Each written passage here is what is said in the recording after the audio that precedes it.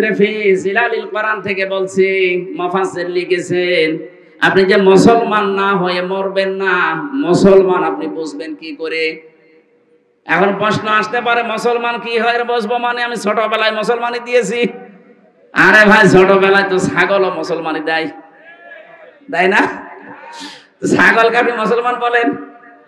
কোরআনেতে আয়াতের ব্যাখ্যা আছে সূরা বাকারার 208 নম্বর আয়াতে, ওয়াদখুলু ফিস সিলমি কাফা, তোমরা ইসলামে পরিপূর্ণভাবে প্রবেশ করো। তাহলে পরিপূর্ণভাবে যে আমি ইসলামে প্রবেশ করেছি এর চিহ্ন কি? কোরআন শরীফ থেকে আমি শোনাচ্ছি, যদি 5টা বিষয় আপনার জীবনে আপনি দেখতে পান যে 5টা বিষয় আমার ভেতরে আছে, তাহলে বুঝে নেবেন যে আমি ইসলামে পরিপূর্ণ প্রবেশ করেছি। 1 নাম্বার, আপনি আত্মসমর্পণকারী হবেন। কার কাছে? আমাদের জাতির পিতা এটা করে দেখিয়েছেন, ইদ ক্বালা লাহু রাব্বুহু আসলিম ক্বালা আসলামতু লিরাব্বিল আলামিন। বলেন আল্লাহু আকবার। উনি গাছের মাথায় বসে কোড়াল দিয়ে কাঠ কাটছিলেন। আল্লাহ বলেন আত্মসমর্পণ করে ইব্রাহিম। তিনি বলেন এখানে কি করে? বলে খাতনা করো। গাছের মাথায় কোড়াল দিয়ে খাতনা করে তিনি বললেন আসলামতু লিরাব্বিল আলামিন, মহাবিশ্বের পালনকর্তা আল্লাহর কাছে আমি আত্মসমর্পণ করলাম, সারেন্ডার করলাম, আমার নিজের বলতে আর কিচ্ছু নেই। যেই লোকটা মুসলমান দাবি করবে যে আমি পরিপূর্ণ ইসলাম মানতে চাই, তার নিজের সে আর কিছুই থাকবে না, যা আল্লাহর কথা সেইটাই তার কথা। কথা বলেন না কেন? আজকে একজন আমার কাছে দেখা করলো, উনি বামপন্থী রাজনীতি করতেন আগে। আচ্ছা, আপনার একটা আলোচনা শোনার পরে আমি আজ 2 মাস আগে তাওবা করে একেবারে ইসলামে চলে এসেছি। এখন আবার নিজের বলতে কিছু নেই, আল্লাহর যে কথা আমার ওই কথা। এইটাই তো 1 নাম্বার, এটাই দরকার। আপনাকে 1ম নাম্বারে আল্লাহ বলতে বলেছেন এই জন্য, কুল ইন্না সলাতি ওয়া নুসুকি ওয়া মাহইয়ায়া ওয়া মামাতি লিল্লাহি রাব্বিল আলামিন। হে নবী, আপনি বলেন যে আমার নামাজ, আমার কুরবানি, আমার বেঁচে থাকা, আমার মরে যাওয়া সব আমি আল্লাহর জন্য দিয়ে দিলাম। তাহলে আত্মসমর্পণ যদি আপনি সব জায়গায় করতে পারেন, আপনি বুঝবেন যে ইসলামে আপনি প্রবেশ করেছেন। 2 নাম্বারে আপনার আকীদা হওয়া লাগবে শুদ্ধ। কি বললাম? এইটা নিয়ে সারা বাংলাদেশে গন্ডগোলের শেষ নেই। এক দল আর এক দলকে খালি ফতোয়া দিতে আছে যে ওর আকীদা ঠিক নেই। আরে ভাই, আকীদা ঠিক কোনটা ওইটাই তো আমি বুঝি না। যেই মানুষগুলো এই আকীদা রাখে যে ক্ষমতার উৎস আল্লাহ, আর যারা আকীদা রাখে ক্ষমতার উৎস জনগণ, তাদের বিরুদ্ধে আপনি ফতোয়া দেন না। ফতোয়া দেন এদের বিরুদ্ধে যারা বলে ক্ষমতার উৎসকে। আপনার কোন আকীদা? আকীদার প্রশ্ন তুলে একটা মাজলুম সংগঠনের উপরে, মাজলুম দলের উপরে আপনি এই তহমতটা লাগাবেন না। আপনার কি আকীদা আছে আপনি বলেন তো? যে মানুষগুলোকে আন্দাজে তহমত দেন যাদের আকীদা ঠিক নেই, আপনি ফাঁসির দড়ি খালি গলার কাছে আপনাকে নিয়ে যাওয়া হবে, আপনার আকীদা সব বের হয়ে যাবে। আপনি বোঝেন আকীদা কি? অথচ যাদের আপনি এই দোষ দিচ্ছেন তারা তো ফাঁসির দড়ি অলরেডি গলায় নিয়ে অনেকজন বিদায় অলরেডি নিয়েছে। আপনার ভেতরে কয়জন আছে যে ফাঁসির দড়ি না শুধু ফাঁসি হবে কথা শুনে আপনার আকীদা পাল্টিয়ে যায়? 3 নম্বরে শুধু আকীদার প্রশ্ন, এখানে হাজার হাজার কথা আছে। 3 নম্বরে শুধু আকীদা না, আপনার চরিত্র উন্নত হওয়া লাগবে। আর চরিত্র যদি নিতেই হয় উন্নত করার জন্য, মুহাম্মাদুর রাসূলুল্লাহ তার থেকে নেওয়া লাগবে। কারণ তার চাইতে উত্তম চরিত্র এই দুনিয়ায় আর কারো। এরপরে আপনার ইখলাস লাগবে, যা করবেন এটা যেন লোক দেখানোর জন্য না হয়। এটা কার জন্য হবে? ইখলাসটা আমাদের অধিকাংশ ভেতরে নেই। 5 নাম্বার, আপনার লেনদেন যেন স্বচ্ছ হয়। এটা অনেক ভালো মানুষ দেখতে মনে হয়, এত বড় বড় পাগড়ি মাথায় দিয়ে দাড়ি রেখে রাস্তা দিয়ে হেঁটে গেলে মনে হয় যে জিবরাইল হেঁটে যাচ্ছে, অথচ লেনদেন ঠিক নেই। কারো কাছে যদি একবার ধার করে জীবনে তার সাথে দেখা করে না। এই কথা বলছে না কেন? কোন দোকানে যদি বাকি খায় ওই দোকানের সামনে দিয়ে আর যায় না। না, আপনার লেনদেন ঠিক করা লাগবে।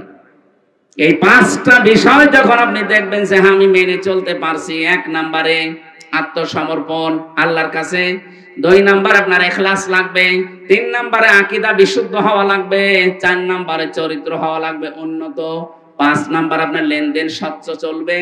আপনি তখন বুঝবেন যে আপনি ইসলামে পরিপূর্ণভাবে প্রবেশ করেছেন। আমি যে কথা বলতে চাচ্ছিলাম, আমাদের নবী, আমাদের জাতির পিতা ইব্রাহিম আলাইহিস সালাম তার সন্তানদেরকে যে আদেশ দিয়েছিলেন, আল্লাহ রাব্বুল আলামিন আমরাও যেহেতু তার সন্তান দাবি করি, আমরা ইব্রাহিমের সন্তান না? নাকি এই যে নতুন জাতির পিতার সন্তান? না, এটা তো বানানো। আর আমাদের যেটা ওটা বানানো না, আল্লাহ নিজে বানিয়ে পাঠিয়েছেন। সুবহানাল্লাহ বলতে পারেন নাই? এমনি এমনি বানিয়েছে। ওয়াইযিবতালা ইব্রাহিমা রাব্বুহু বিকালিমাতিন ফাতাম্মাহুন্না।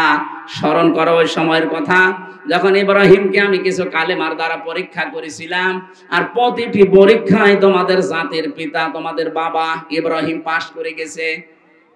এখানে আমি 9টা পরীক্ষার কথা পেয়েছি, আর অন্য আয়াতে পেয়েছি 41টা।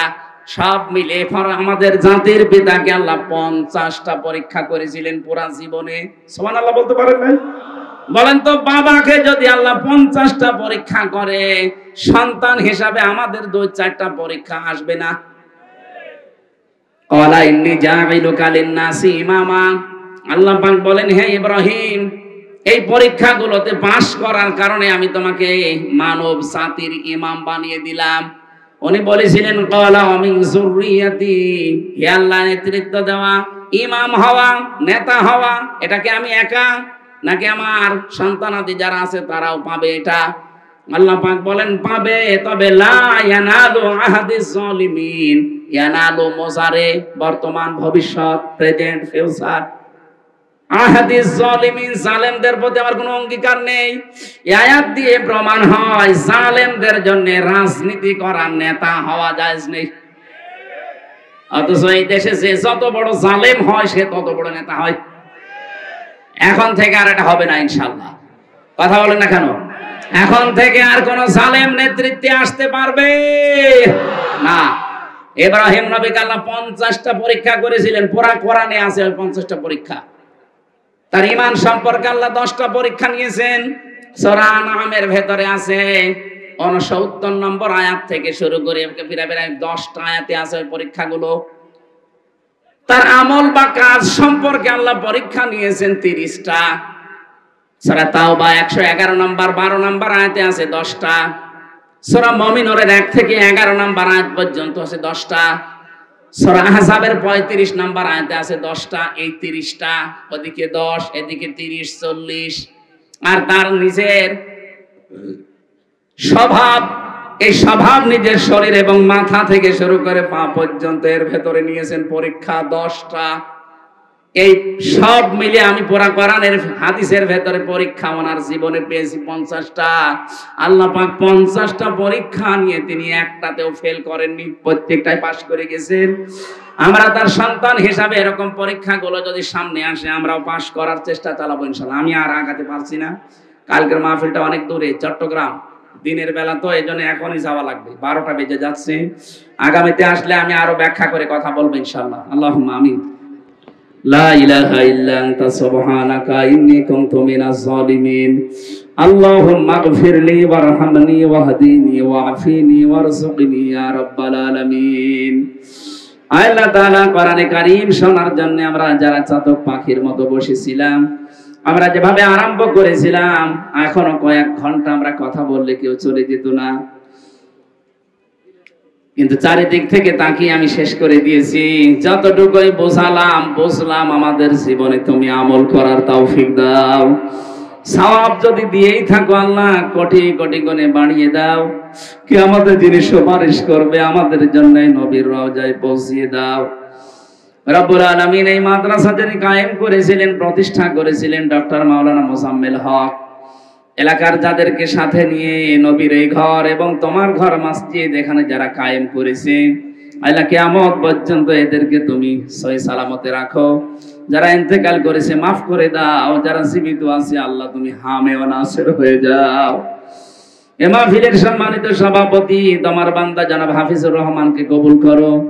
প্রধান অতিথি, বিশেষ অতিথি যারা এসেছে, সম্মানিত মা বোন যারা বসে আছে, এদেরকে খাদিজাতুল কুবরার মতো বানিয়ে দাও। আমার প্রাণ প্রিয় প্রতিষ্ঠান ইসলামী বিশ্ববিদ্যালয়ের অনেকগুলো শিক্ষক এখানে বসে আছে।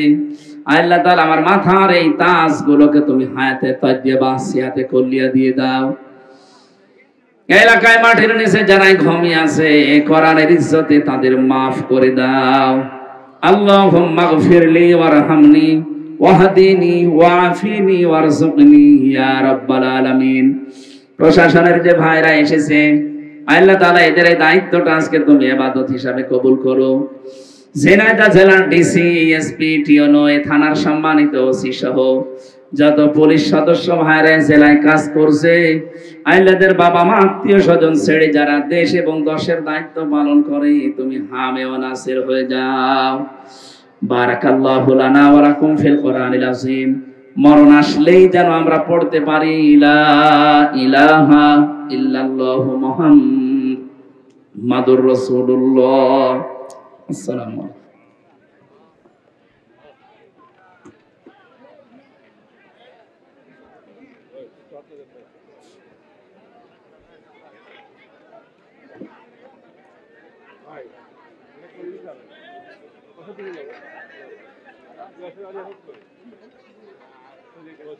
কথা হবে